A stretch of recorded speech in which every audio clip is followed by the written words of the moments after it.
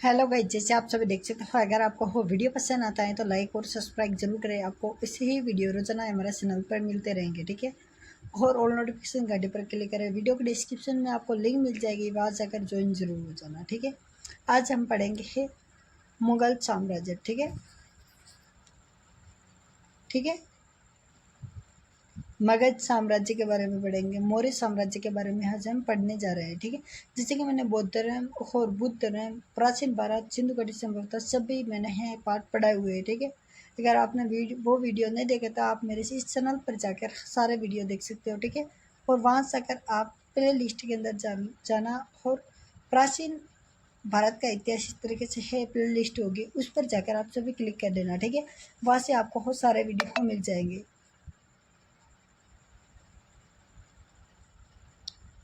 मुगल साम्राज्य, जो कि पुराणों के अनुसार 6वीं शताब्दी से पूर्व में है, बृहत नगर या मगध साम्राज्य की स्थापना की थी, जिसकी राजधानी गिरबहज को बनाया और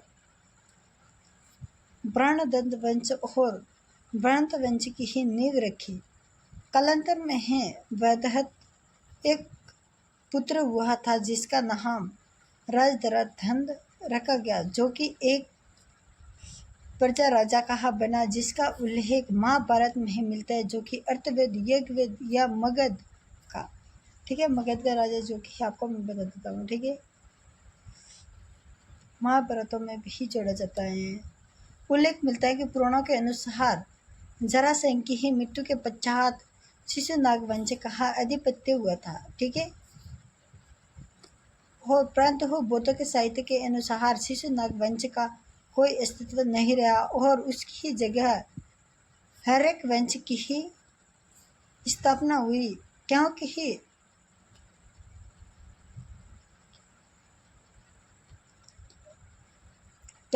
जब भगवान बुद्ध ने धर्म प्रसार हेतु मगध की यात्रा की तब वहाँ महाराजा हर्षक के वंश या बिंबिसार था, ठीक है।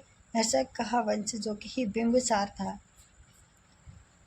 और विभिन्न मतों के अनुसार मगध पर शासन करने वाले है वंश ये थे, जो कि प्रमुख पहला वंश था जिसे जो कि हरक वंश, जो कि 545 ईसा पूर्व से 412 ईसा पूर्व तक बनाया गया था, ठीक है।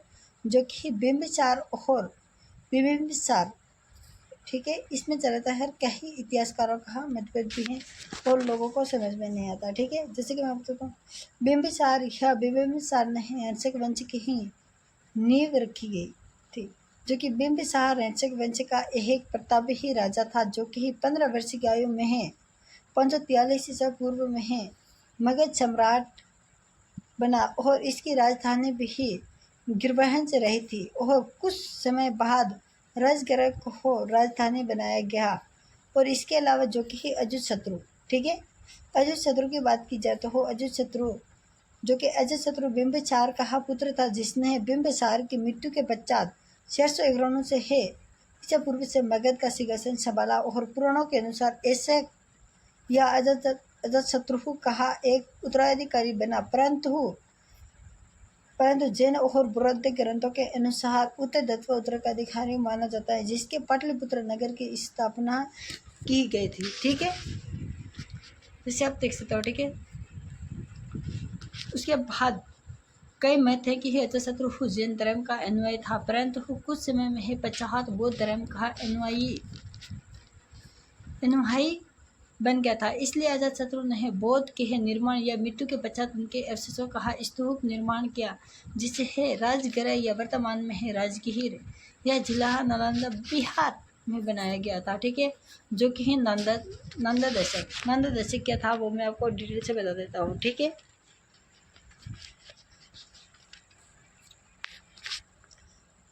हर्षवंश का अंतिम शासक नगदशक था, ठीक है। और शिशुनाग वंश का 412 से है 344 तक शासन चला था। शिशुनाग वंश समय के है साथ साथ हर्षवंश के राजा भी शक्ति ही इतनी कमजोर हो चुकी थी कि शिशुनाग नामक राजा ने सेवक सिंहासन या पर कब्जा कर लिया, जिसने मगध सम्राट में बना। हाँ, तभी से ही शिशुनाग वंश का उदय हुआ है। और शिशुनाग से है गिरचहव को ही अपनी राजधानी बनाई थी। ठीक है। काला शोका नाग शिशु की ही मृत्यु के बच्चा हाथ काला शिशु नाग उत्तराधिकारी कालाशिका सम्राट के संभाला गया, जो कि काला शोका ने पाटलिपुत्र में मगध की राजधानी बनाई। अशोक के ही द्वारा बनवाए गए, जो कि ही काला शोका के ही कार्य काल में ही बौद्ध धर्म की ही दमनती या संगीत का अध्ययन विशाल ही ने किया था। ठीक है।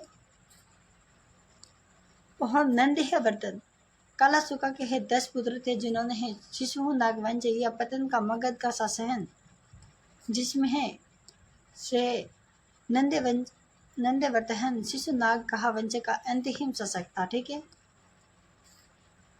और ऐसे इस बात की बात की जाए तो नंद वंश, जो कि 344 ईसा पूर्व से 322 के अंदर, जो कि है महानंद पंद या उग्रसेन के नाम से जाना जाता है। महापदहम नंद ने है शिशु नाग कहा तत्काल पाल मगध पर अधिकार किया और नंद वंश की ही नींव रखी। पाली ग्रंथों के अनुसार महापदहम उसने नाम जाना कि विशाल सेना होने के कारण महापदहम उग्रसेन ने क्या। जैन ग्रंथों के अनुसार महापदहम को वैसा पुत्र माना गया। कई मतों के अनुसार माना जाता है कि महापदहम निम्न कुल का था। ठीक है। यही कारण है कि ही महापदहम ने प्राचीन भारत का पहला छुट सम्राट भी ही माना जाता है। ठीक है।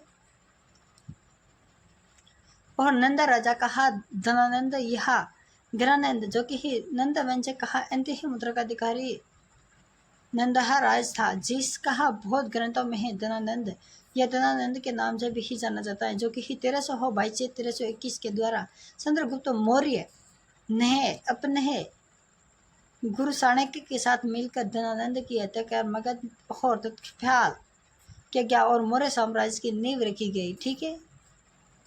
और इसके पश्चात प्राचीन भारत में ही विशाल साम्राज्य का उद्भव हुआ, जो कि मौर्य वंश से जाना गया है, जो कि ही भारत के इतिहासकारों का इतिहास से प्रकाशित है कि ही तरफ ले गया है।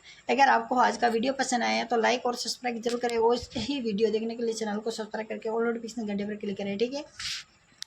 आप देख सकते हो कि जैसे कि वीडियो को डिस्क्रिप्शन में आपको लिंक मिल जाएगी। अगर आपने पहले की वीडियो नहीं देखे तो जाकर जरूर देख लें। Thank you so much.